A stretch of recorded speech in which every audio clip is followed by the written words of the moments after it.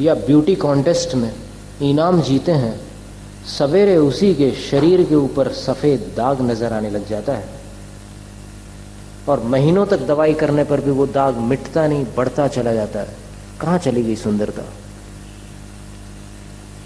कहाँ चला गया वो सब ठाठ? वो सब मेडल्स पड़े हैं, वो इनाम लटके हुए हैं, शो केसेस में रखे हुए, सर्टिफिकेट्स दीवारों पर टंगे हुए हैं, फ्रेम किए हुए हैं, लेकिन जो था वो चला गया, नष्ट हो गया। बस वैश्रवण राजा ने दीक्षा ले ली और गुरु के सानिध्य में 11 अंगों का अध्ययन किया, 16 कारण भावनाएं भाई, और 3 लोक में तहलका मचा देने वाली तीर्थंकर नामक उत्कृष्ट पुण्य प्रकृति का बंध बांधा और फिर अपराजित विमान में अहमिंद्र बने। 2 तीर्थंकर अपराजित विमान से, जयंत विमान से 2 तीर्थंकर आए और 3 तीर्थंकर सर्वार्थ सिद्धि से आए। अनुत्तर विमानों से आने वाले तीर्थंकर और फिर ग्रेवेक से आने वाले तीर्थंकर और भी थे, सुमतिनाथ भगवान आदि। तो ऐसे 12 तीर्थंकर कल्पातीत विमानों से आए थे और 12 तीर्थंकर 16 स्वर्गों से आए थे। तो जब मल्लीनाथ भगवान वहां से आए यहाँ और 55,000 वर्ष की आयु थी उनकी, जब 100 साल की उम्र हुई, कुमार थे छोटे से 100 साल के, और 100 साल अभी आज के हिसाब से 100 साल देखो तो अलग हिसाब है, और अंत में पंचम काल के अंत में जब 20 साल की उम्र रह जाएगी तब तो फिर 100 साल के सपने भी नहीं आने वाले किसी को। तो जब वो 100 साल की उम्र के हुए और फिर विवाह के लिए जा रहे थे बारात लेकर, तब उनको जिस नगर में विवाह था उनका, वहाँ के मंदिरों की ध्वजाएं दिखी और ध्वजाओं को देखकर जाति स्मरण हो गया कि मेरे अपराजित विमान में पूर्व जन्म में भी मंदिरों पर ऐसी ही ध्वजाएं लहराती थी। वैराग्य हो गया। और अकेले मल्लीनाथ भगवान, नेमिनाथ भगवान को भी ऐसा ही वैराग्य हुआ बारात में। 2 तीर्थंकर बारात में वैराग्य हो गए। जो सबसे ज्यादा राग का स्थान होता है वहां वैराग्य हो गया। तो ये सब जन्मों के संस्कार रहते हैं। ऐसा नहीं है कि अब लोग बोलते हैं कि भरत चक्रवर्ती की इतनी रानियां थी फिर भी उनको अंतर्मुहूर्त में हुआ कि नहीं केवल ज्ञान? हम भी कर लेंगे ऐसा, ज्ञानी जीव कर लेता है ऐसा? ऐसा नहीं। इतने उतावली मत करो इतना बड़ा निर्णय लेने में। थोड़ा विचार करो कि उनने पहले क्या किया था और आप क्या कर रहे हैं, तुलना करो दोनों में। भरत की कितने भवों की साधना थी और उस भव में भी उनको क्यों हुआ केवल ज्ञान? आचार्य सकल कीर्ति जी से पूछो, मूलाचार प्रदीप में उन्होंने खुलासा किया है कि भरत को केवल ज्ञान क्यों हो गया कपड़े उतारते ही साथ। उनने खुलासा किया क्योंकि जब तक वो गृहस्थ थे तब तक प्रतिदिन शाम को सामायिक करते थे, और सामायिक करते तो दिन भर में जो कर्म बंद होता था वो कर्म ढीला पड़ जाता था। मूलाचार प्रदीप में ये खुलासा कि सामायिक की महिमा बतलाते हुए आचार्य सकल कीर्ति महाराज ने लिखा है कि रोज शाम को ऐसी सामायिक करते थे कि बिजली गिर जाए कुछ डगमगाएंगे नहीं। और उस सामायिक की वो शक्ति थी कि वो कर्म ढीले पड़ते रहते थे, और बस उसको, उन कर्मों को सिर्फ रत्नत्रय की एक चोट जरूरी थी।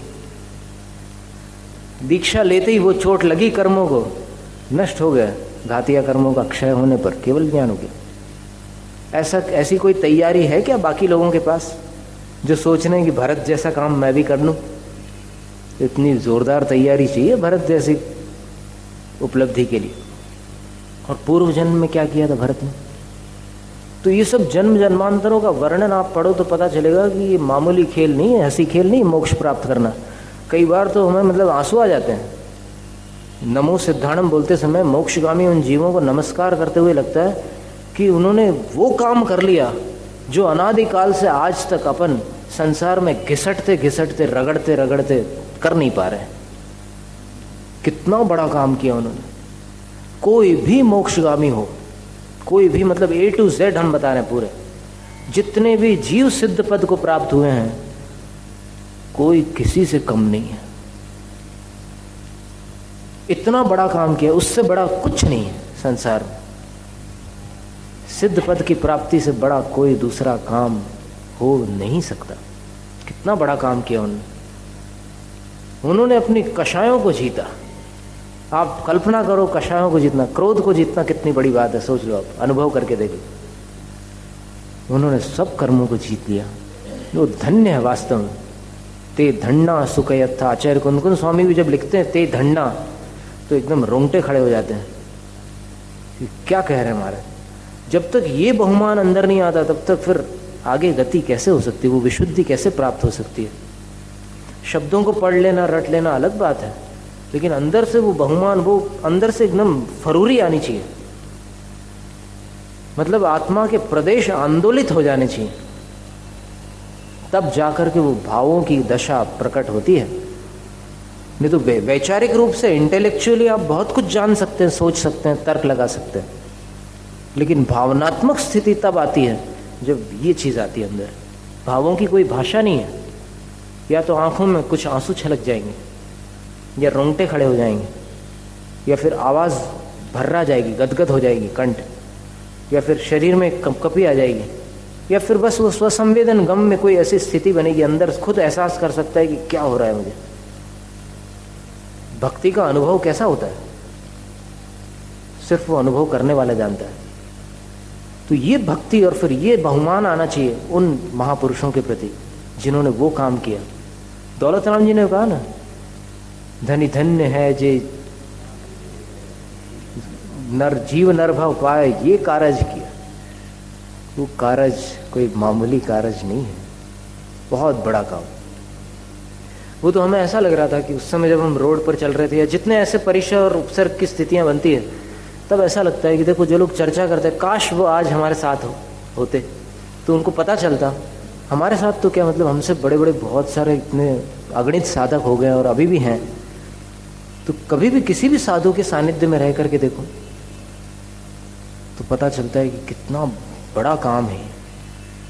जिनेंद्र वर्णी जी और फिर अन्य भी बड़े बड़े बहुत सारे साधक हो गए हैं। आप एक दिन में, एक क्षण में किसी साधु का निर्णय नहीं कर सकते। मान लो कोई साधु विकथा कर रहे हैं, राजनीति की चर्चा कर रहे हैं, तो उस चर्चा को देख करके आप क्या समझोगे कि इन साधु को आत्मा का क्या आनंद आता होगा, ये राजनीति की चर्चा में व्यस्त है। लेकिन नहीं, वो अंतर्मुहूर्त काल है प्रमाद का। फिर उनकी अप्रमत्त दशा को भी देखिए आप, उनकी साधनाओं को भी देखिए, उनके केशलोंच को देखिए, उनके पद विहार को देखिए, उनके एकाशन को देखिए, उनके अंतराय को देखिए, उनके नीरस आहार को देखिए, उनकी समता को देखिए, उनके रोगों में कैसी वो सहनशीलता है उसको देखिए, उपसर्गों के समय उन कैसे कष्ट सहन कर लेते हैं उसको देखिए। आरा का जो अग्निकांड है उसको कभी पढ़ा आपने? 3 मुनिराज जल गए थे बिल्कुल, लेकिन फिर भी उनके गुरु ने चौमासे में उनसे बार बार कहा कि जल गया शरीर तो जल गया, कोई बात नहीं, बोले मर जाएंगे क्या हो गया, लेकिन रत्नत्रय की आराधना बरकरार रखना। बोले क्या उपदेश देते वहाँ के जो संस्मरण सुनाने वाले श्रावक लोग हैं, उनका गला भराता सुनाते सुनाते कि क्या गुरु ने उनको बल दिया है। बोले एकदम जल कर झुलस गया था पूरा शरीर। ठंड के दिन थे, रात का समय था, और फिर जिस कक्ष में वो ठहरे हुए थे वहाँ पर वो जो घास प्यार बिछाते ना, पलाल, वो रखा हुआ था तृण संस्तर जैसा। तो वहाँ पर वो महाराज रुके हुए थे और फिर किसी ने लालटेन रख दी और फिर कैसे रात में आग लग गई भगवान जाने, एकदम झुलस गए, बुरी तरह झुलस गए। और फिर उनमें क्षुल्लक जी का तो प्राणांत हो गया था बाद में, और बाकी 2 मुनि जिनको जो चले थे वो भी धीरे धीरे संलेखना के क्रम से। अब इन सब घटनाओं को देखते हैं और फिर उनकी नज़दीकी से जब अध्ययन करते हैं तब समझ में आता है कि साधु कोई मामूली हस्ती नहीं होती। दीक्षा लेना कोई हंसी खेल नहीं है। दीक्षा वही ले सकता है जिसके अंदर ये बात हो कि कल से मेरे आहार का कोई ठिकाना नहीं है। 1 दिन अंतराय आ सकता है, 2 दिन, 3 दिन, 5 दिन, 1 हफ्ते, 1 महीने। धन्य कुमार मुनि को 9 महीने तक लगातार अंतराय हुआ था,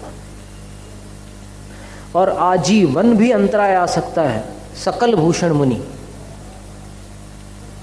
उनने जब से दीक्षा ली थी अंत तक उनका एक भी आहार ठीक नहीं हुआ। कितनी बड़ी चीज है दीक्षा। ये तो कभी कभी क्या होता है, कर्मोदय से दीक्षार्थी भटक जाते हैं, वो भूल जाते हैं कि हम ये कितनी बड़ी निधि हमने प्राप्त की है।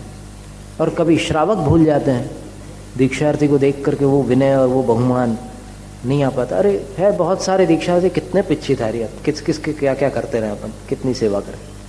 ऐसा नहीं है, हर पिच्छीधारी की कीमत है, हर पिच्छीधारी की। कौन जानता है कब किसका कौन सा गुणस्थान हो जाए। और क्या पता आज जिसको आप एकदम गिरा हुआ समझ रहे हैं, वो अपने से पहले सिद्ध दशा को प्राप्त करने वाला जीव हो। कौन जानता है। कभी भी अभिमान नहीं करना चाहिए। तो ऐसा होता है कि कभी कोई चीज़ छूट जाए, फिर आगे चल करके अपने आप जाति स्मरण से या कभी उसके प्रति वो हो जाए। हाथी को त्रिलोक मंडन को हो गया सम्यक दर्शन, 5वां गुणस्थान प्राप्त किया उसने। फिर आयु पूर्ण करके उसी ब्रह्मोत्तर स्वर्ग में गया।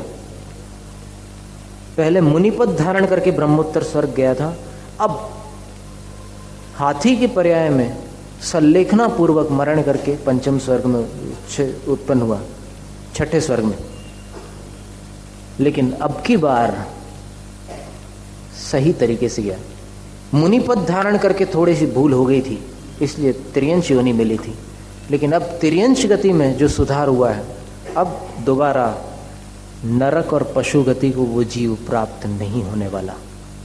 अभी भी है वो 6ठे स्वर्ग में। 10 सागर पूरे नहीं हुए राम को हुए, राम के जमाने की घटना है। 10 सागर कहाँ हुए। तो तन निसर्गात अधिगमात वा, सम्यक दर्शन निसर्ग से होता है और अधिगम से भी होता है। आगे की व्याख्या दोपहर में।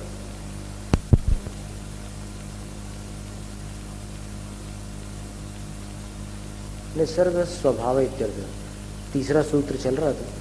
तन निसर्गाद अधिगमात वा, वह निसर्ग से वा अथवा अधिगमात, अधिगम से उत्पन्न होता है। निसर्ग स्वभाव इत्यर्थ, निसर्ग यानी स्वभाव, अधिगमो अर्थावबोध, अधिगम यानी अर्थ का अवबोध यानी पदार्थ को जान लेना। तयोर हेतुत्वेन निर्देश, इन दोनों का हेतु रूप से निर्देश किया गया है, कथन किया गया है। कस्याः, किसका हेतु, बोले क्रियायाः, क्रिया का। कोई क्रिया हो रही है, उसमें उत्पत्ति का कारण बता दिया, हेतु, उसका कारण क्या है। काच क्रिया, वो कौन सी क्रिया है। उत्पद्यते इत्यभ्याह्रियते, अध्याह्रियते, उत्पन्न होता है। ये अध्याहार करना पड़ेगा। यहाँ पर क्या होता है कि सूत्रों में कुछ चीज़ें अध्याहार से समझी जाती है। अध्याहार का मतलब होता है कि अपने विवेक से, अपनी समझ से उसको लगाना पड़े, कहीं से जोड़ करके वो अर्थ निकाला जाता है। जैसे उदाहरण के लिए गच्छामि, एक शब्द गच्छामि या इच्छामि, उसका अर्थ क्या होगा। गच्छामि यानी जाता हूँ और इच्छामि यानी इच्छा करता हूँ, चाहता हूँ। तो अब इसके साथ में अहम का अध्याहार हो जाता है। कौन जाता हूँ, मैं जाता हूँ। कौन इच्छा करता हूँ, मैं करता हूँ, ये अध्याहार हो जाता है। गच्छति, अब उसके सामने असौ लगा दो या फिर अयम लगा दो, कुछ भी लगा दो, लेकिन उसका अध्याहार हो जाता है। तो यहाँ पर क्रिया का अध्याहार किया गया है, वह निसर्ग से अथवा अधिगम से। अब इसके आगे क्या अध्याहार करना पड़ेगा। अध्याहार करने का मतलब उत्पन्न होता है, ये लगाना पड़ता है। कुछ चीज़ें सूत्र में पूरी नहीं लिखी जाती विस्तार के साथ, कुछ चीज़ें अपने विवेक से, अपनी बुद्धि से समझनी पड़ती है, उसका नाम अध्याहार। इति अध्याह्रियते, उत्पद्यते, इस क्रिया का अभ्याहार किया जाता है, अध्याहार किया जाता है। सोपस्कारत्वात् सूत्राणाम, क्योंकि जो सूत्र होते हैं सोपस्कारत्वात्, कुछ अपने अंदर छुपा कर चलते हैं और कहीं दूर से संबंध भी स्थापित कर लेते हैं। तो इसलिए यहाँ पर उत्पन्न होने रूप जो क्रिया है उसका यहाँ अध्याहार करना पड़ेगा। तद एतत् सम्यक दर्शन निसर्गादधिगमाद् वा उत्पद्यते इति, इस प्रकार तत् यानी यह जो सम्यक दर्शन की चर्चा है, वह जो यह सम्यक दर्शन है निसर्गात स्वभाव से, अधिगमात या अर्थावबोध से उत्पन्न होता है। अत्राह, अब यहाँ कोई कहता है, क्योंकि जब व्याख्या होती है तो फिर बीच में कुछ प्रश्नोत्तर भी होते हैं, तो यहाँ पर कोई कहता है निसर्गजे सम्यक दर्शने अर्थाधिगम स्यात् वा न वा। बहुत बढ़िया शंका है कि निसर्गज सम्यक दर्शन में अर्थावबोध यानी 9 पदार्थों का या 7 तत्वार्थों का अवबोध यानी ज्ञान होता है या नहीं होता। आप कह रहे हैं कि निसर्गज सम्यक दर्शन अपने आप हो जाता है, स्वभाव से हो जाता है, तो उसमें क्या तत्व ज्ञान नहीं होता या होता है? ये शंका। यद्यस्ति तदपि अधिगमजमेव नार्थांतरम, अगर उसमें अर्थावबोध होता है निसर्गज में, तो फिर अधिगमज और उसमें कोई फर्क नहीं रहा, वो भी अधिगमज सम्यक दर्शन हो गया। अथ नास्ति, अब अगर नहीं मानते कि निसर्गज सम्यक दर्शन में अर्थावबोध है, ऐसा नहीं मानते, तो कथम अनवबुद्ध तत्वस्य अर्थश्रद्धानमिति, जिसने तत्व को ही नहीं जाना उसको अर्थ श्रद्धान किस प्रकार संभव है? मतलब बिना जाने वो श्रद्धा किसकी करेगा? और अगर जान रहा है तो फिर उसको अधिगमज कह दो, निसर्गज क्यों कहते हो? शंका समझ में आई ना? सम्यक दर्शन की उत्पत्ति 2 प्रकार से होती है। 2 प्रकार से होने के कारण सम्यक दर्शन के 2 भेद हो गए। कौन से 2 भेद हो गए? निसर्गज और अधिगमज। तो फिर शंकाकार ने शंका क्या रखी? अधिगमज सम्यक दर्शन का खुलासा करते हुए ऊपर बताया, अधिगम का मतलब होता है पदार्थों को जानना। तो फिर शंका क्या है उठी कि क्या निसर्गज सम्यक दर्शन में पदार्थों को नहीं जानता? अगर जानता है तो फिर वो अधिगमज हो गया। शंका ही समझ में? निसर्गज सम्यक दर्शन में क्या पदार्थों को नहीं जानता? जानता है। अगर जानता है तो फिर अधिगमज हो गया। और यदि नहीं जानता तो फिर ये दूसरी शंका आ रही है, कथम अनवबुद्ध तत्व से अर्थ श्रद्धान विधि, फिर जिसने पदार्थ को ही नहीं जाना है तो फिर उसका श्रद्धान कहाँ से करेगा? जिसकी जानकारी ही नहीं है उसकी श्रद्धा कैसे बनेगी? अपन देव शास्त्र गुरु को जानते हैं तभी मानते हैं, तो जिसने तत्वार्थों को जाना ही नहीं तो बिना जाने कैसे श्रद्धा करे? नैष दोष। आचार्य महाराज उत्तर देते हैं कि ये जो तुम्हें लग रहा है कि इसमें गड़बड़ी हो रही है, ये दोष नहीं है। क्यों? उभयत्र सम्यक दर्शने अंतरंगो हेतुस तुल्यो। दोनों प्रकार के सम्यक दर्शनों में, कौन से दोनों? वही दोनों, अधिगमज, निसर्गज और अधिगमज, इन दोनों सम्यक दर्शनों में अंतरंगो हेतुस तुल्यो, अंदर जो कारण है सम्यक दर्शन की उत्पत्ति का वो तुल्य माने एक समान है। दर्शन मोहस्य उपशम क्षय क्षयोपशमो वा, ये 3 प्रकार के करण होते हैं। कर्म सिद्धांत में इनका वर्णन है, 10 करण होते हैं। तो उनमें ये समझ लो आप, उपशम क्षय क्षयोपशम, इसमें अंदर से दोनों में यही बात हो रही है। चाहे वो किसी कारण से, बाह्य कारण से उत्पन्न हो, लेकिन अंदर में दोनों का कारण एक है, दर्शन मोहनी का। दर्शन मोहनी में मिथ्यात्व, उसका उपशम क्षय अथवा क्षयोपशम है। तस्मिन् सति, उसके होने पर, यत् बाह्योपदेशादृते प्रादुर्भवति तन्नैसर्गिकम, अंदर से दर्शन मोहनी का क्षय क्षयोपशम उपशम जो भी हो गया वो तो अंदर तो ठीक है, लेकिन बाहर जहां उपदेश की आवश्यकता नहीं पड़ी, बाह्य उपदेशाद ऋते प्रादुर्भवति, जो बाह्य उपदेश के बिना प्रादुर्भूत होता है, तद नैसर्गिकम, उसका नाम निसर्गज सम्यक दर्शन, नैसर्गिक सम्यक दर्शन। और यह परोपदेश पूर्वकम जीवाद्यधिगम निमित्तम तदुत्तरम, और जो दूसरों के उपदेश पूर्वक जीवादिक के अधिगम का निमित्त होता है, या जीवादिक का अधिगम है निमित्त जिसमें, ऐसा सम्यक दर्शन होता है, वो तदुत्तरम, वो दूसरा सम्यक दर्शन हो गया, अधिगमज। इत्यनयोर अयम भेद, इस प्रकार इन दोनों में अयम भेद है, ये भेद है। अंदर से तो दोनों में दर्शन मोहनी का क्षय क्षयोपशम उपशम होगा, लेकिन बाहर से जिस सम्यक दर्शन की उत्पत्ति में किसी के उपदेश की आवश्यकता नहीं पड़ी, वो निसर्गज हो जाएगा।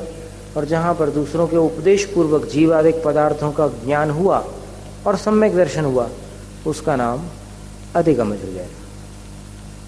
तद्ग्रहणम किमर्थम, शंकाकार का अगला प्रश्न है कि तत् सूत्र में जो निसर्गाद अधिगमाद वा कह सकते थे, तत् क्यों लिखा बोले? तद्ग्रहणम, तत् को क्यों ग्रहण किया गया है? तो अनंतर निर्देशार्थम, अनंतर माने जो पिछला सूत्र था ना, उसमें अंतर न पड़ जाए। क्योंकि अगर निसर्गाद अधिगमाद वा बोलेंगे ना, आगे इसमें खुलासा कर रहे हैं, अनंतर निर्देशार्थम, उसी पिछले सूत्र से ही कनेक्ट करने के लिए तत् लिख दिया है, जोड़ने के लिए। वह सम्यक दर्शन निसर्ग से या अधिगम से होगा। अनंतरम सम्यक दर्शनम तदित्यनेन निर्दिश्यते, पिछला अनंतर माने जैसे सूत्र से कोई अंतराल नहीं लिए हुए, जो पिछले सूत्र में तत्वार्थ श्रद्धानम सम्यक दर्शन था, तत् वह इत्यनेन निर्दिश्यते, इस प्रकार से इस तत् शब्द के द्वारा निर्दिष्ट होता है। अर्थात तत् का मतलब वह सम्यक दर्शन। इतर था, इतर था का मतलब अन्य था। अगर तत् नहीं रखते तो क्या प्रॉब्लम, क्या समस्या थी? इतर था मोक्ष मार्गोपि प्रकृतस्, प्रकरण में तो मोक्ष मार्ग भी चालू है। आ रहा समझ में? पहले सूत्र में क्या था? सम्यक दर्शन ज्ञान चारित्राणि मोक्ष मार्ग, तो प्रकरण तो उसका भी चल रहा है मोक्ष मार्ग का। तो क्या हो जाता? तस्य अभिसंबंध स्यात्, उसका अभिसंबंध बन सकता था। इसलिए तत् कहने से पिछले सूत्र में जो सम्यक दर्शन है उसके साथ अपने को यहाँ पर ये निसर्ग और अधिगम को जोड़ना पड़ेगा। ननुच, अब और एक शंका आ जाती, अनंतरस्य विधिर्वा भवति प्रतिषेधो वा इत्यनंतरस्य सम्यक दर्शनस्य ग्रहणम सिद्धमिति चेत।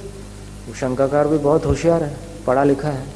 वो क्या कह रहा है कि अनंतरस्य विधिर्वा भवति प्रतिषेधो वा, ऐसा नियम है सूत्र रचनाओं में कि पिछले वाले को ग्रहण करना चाहो तो ग्रहण कर सकते हो, नहीं निषेध करना चाहो तो फिर निषेध भी हो सकता है उसका।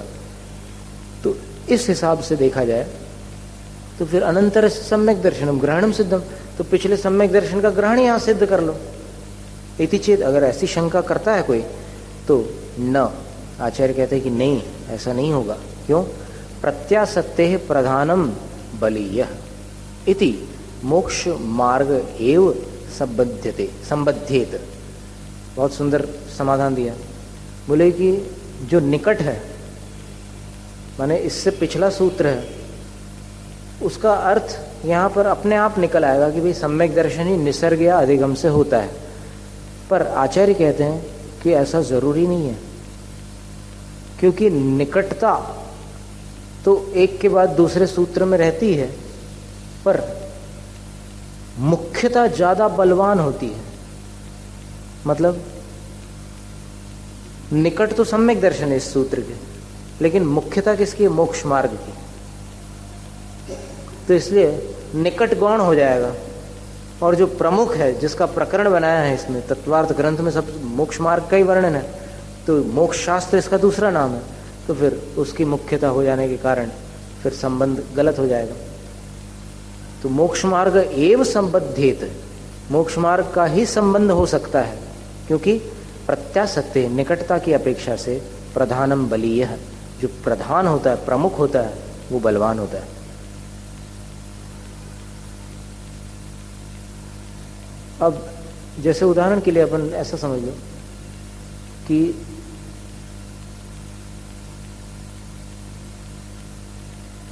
कोई कॉन्फ्रेंस हो रही है। कॉन्फ्रेंस का मतलब कोई बड़ा भारी सम्मेलन हो रहा है, उसमें अच्छी अच्छी बड़ी बड़ी हस्तियां आई हुई है।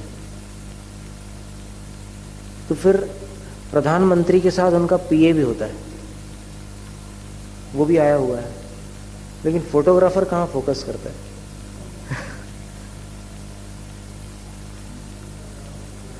जो प्रधान होता है, तो निकटता होने पर भी प्रधानता ज्यादा शक्ति रखती है।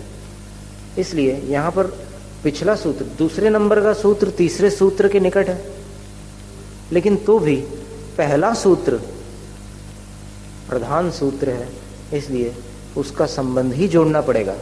अगर तत् नहीं लिखोगे ना तो निसर्गाद अधिगमाद, इसमें मोक्ष मार्ग का ही संबंध बनेगा कि मोक्ष मार्ग अपने आप हो जाता है या फिर मोक्ष मार्ग उपदेश से हो जाता है, ऐसा अर्थ निकलेगा उल्टा। पर ऐसा अर्थ नहीं निकालने का, इसलिए तत् शब्द दिया। तस्मात् तद्वचनम क्रियते, इसलिए तत्वचन किया जाता है। तत्वार्थ श्रद्धानम सम्यक दर्शनम इति उक्तम, तत्वार्थ श्रद्धान को सम्यक दर्शन ऐसा कहा है। अत किम तत्वम इति अत आह इति अत इदम आह। अब कोई शंका करेगी भाई ये तत्व क्या वस्तु है? तत्व यानी स्वरूप है, ये तो ठीक है, वो तो सामान्य अर्थ हो गया तत्व का, लेकिन ये क्या है तत्व? ऐसा अगर प्रश्न उठता है, अतः आचार्य कहते हैं कि इस सूत्र में आगे चौथे सूत्र में बतलाते हैं, जीवा जीवाश्रव बंध संवर निर्जरा मोक्षास्तत्वम। जीवा जीवाश्रव बंध संवर निर्जरा मोक्षास्तत्वम, ये तत्व है। तो जीव अजीव आश्रव बंध संवर निर्जरा और मोक्ष। तत्र चेतना लक्षणो जीवा, चेतना जिसका लक्षण है, माने लक्षण यानी पहचान, चेतना जिसकी पहचान है, चेतना जिसका लक्षण है, जीवा वो जीव है। साच ज्ञानादि भेदात अनेकधा विद्यते, और वह चेतना ज्ञान आदि के भेद से अनेक प्रकार के भेदों को प्राप्त हो जाती है। यानी चेतना ज्ञान चेतना भी होती है, दर्शन चेतना भी होती है, फिर ज्ञान चेतना के भी कई भेद होते हैं। यहाँ पर चेतना अध्यात्म ग्रंथों वाली चेतना से भिन्न है, इसका ध्यान रखना। अध्यात्म ग्रंथ में 3 प्रकार की चेतना है, कर्म फल चेतना, कर्म चेतना और ज्ञान चेतना। लेकिन यहाँ पर चेतना मतलब जानना देखना। यदि ये चैतन्य मुकुरेव भावाश्च रचिता, वो चैतन्य माने वो चेतना जो है उसका मतलब जानना देखना है। तो साच ज्ञानादि भेदाद अनेकधा विद्यते, वो ज्ञानादि के